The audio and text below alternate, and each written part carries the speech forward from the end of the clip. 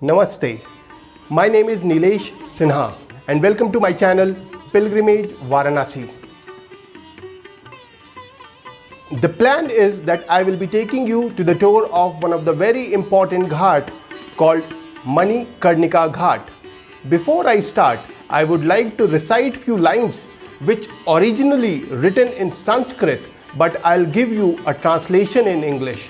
This is Manikarnika, where death is auspicious, where life is fruitful. There is no Tirtha like Manikarnika. There is no city like Kashi. There is no Linga like Vishveshwara, not in the whole universe. This is the site of liberation for which Kashi is famous for. It is said to be the place of Earth's creation as well as destruction. Lord Vishnu dug out the well over here with his chakra or discus, and we burn corpse here at the end of time. Both the water of creation and the fire of destruction join in the area of sanctity that prevails in Manikarnika. One should take bath here at the ghat as well as in the Kund. Bathing at Manikarnika and darshana of Vishveshwara have long been the center of life in Kashi, both for the daily worshippers as well as pilgrims.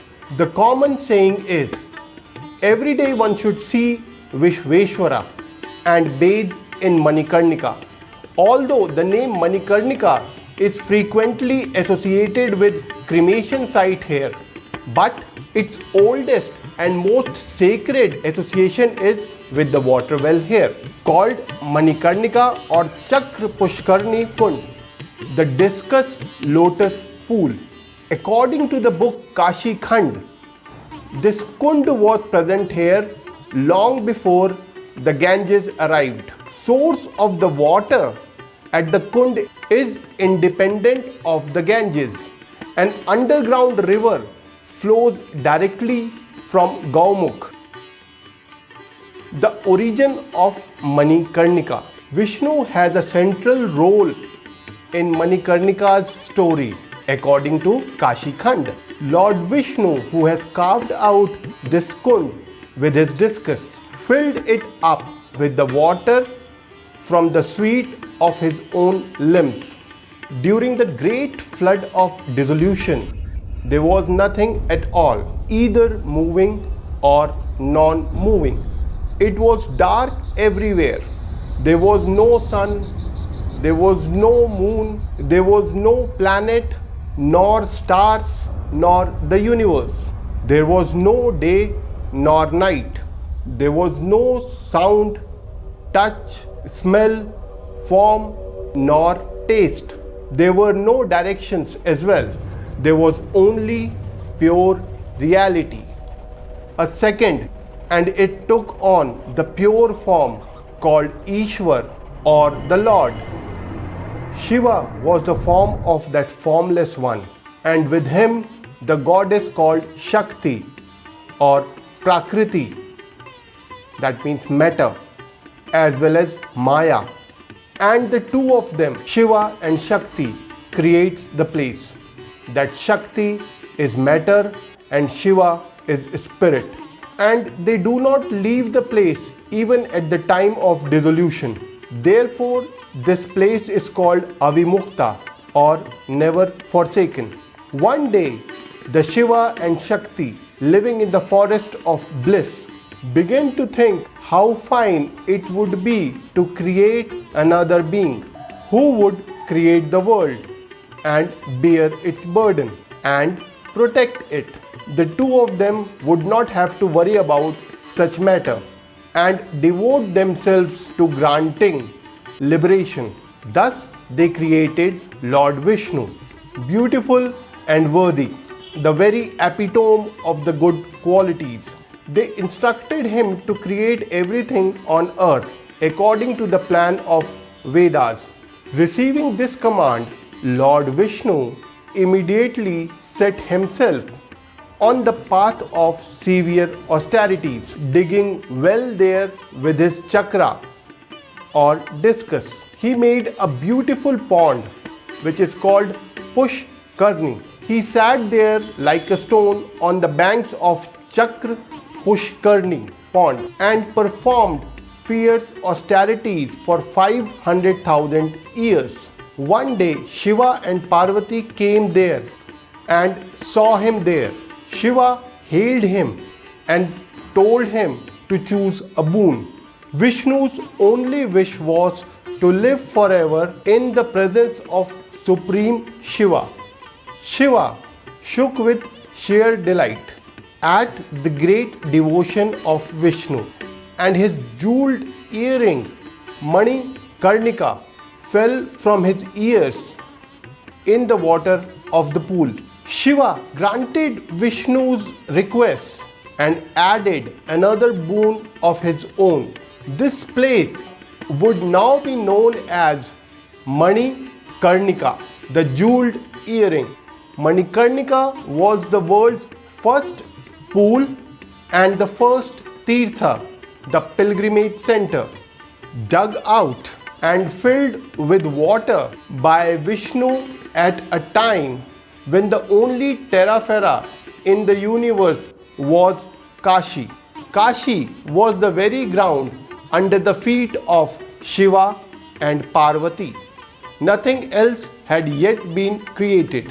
The variation of the myth of origin of Kashi and Manikarnika found in Shiva Puran. The myth of Manikarnika's origin at dawn is well known in the city today. Another story related to this pool is at Chakra Pushkarni, where Vishnu's footprints are seen today.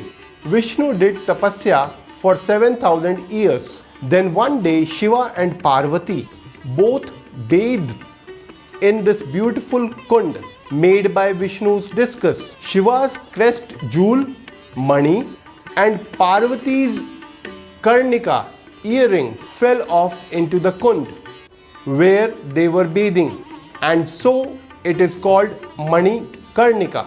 In the Kashi Khand book, the story of Mani Karnika continues with a very interesting boon choosing episode. Pleased with Vishnu, Shiva asked him to choose one boon after another. The things Vishnu chose successively has made the Kashi so famous. First, he asked Shiva to make Kashi be a place of liberation. O Shiva, because your earring let go, Mukti, of your ear and fell here, so may this supreme Tirtha be a place where people are let go. And because light shines here, inexpressible light, which is the Lord, may this place be known by its matchless name Kashi. Vishnu went on to ask for related boons. He asked that this be the place where all various kinds of worship, charity and sacrifice yield moksha as their fruit. He asked that moksha be granted here freely without the difficult spiritual discipline of the yogis and ascetics.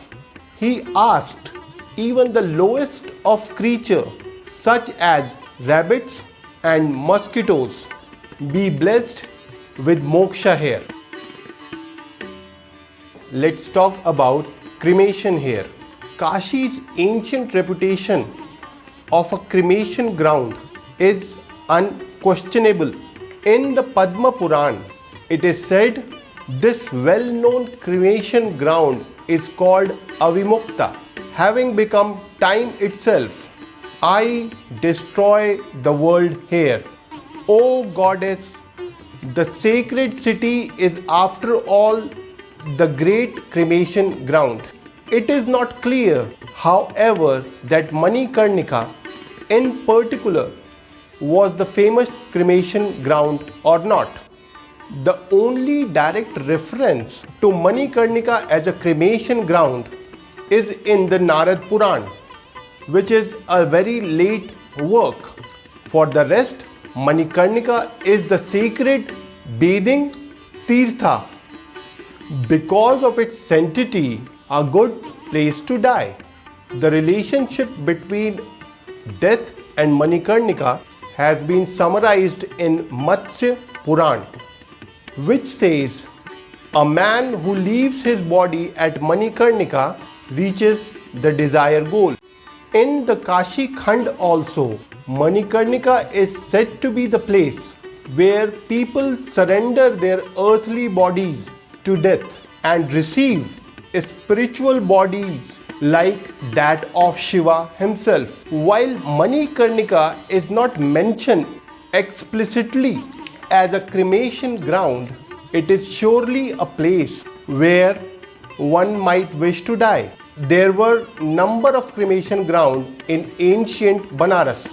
In the Puranas, it is mentioned that the western boundary of Manikarnika Kund was Swarg Dwar, the door of heaven. Thank you very much. If you really like my work, please subscribe to my channel and press the bell icon. In my coming episode, I will be taking you to another very important part in Varanasi city.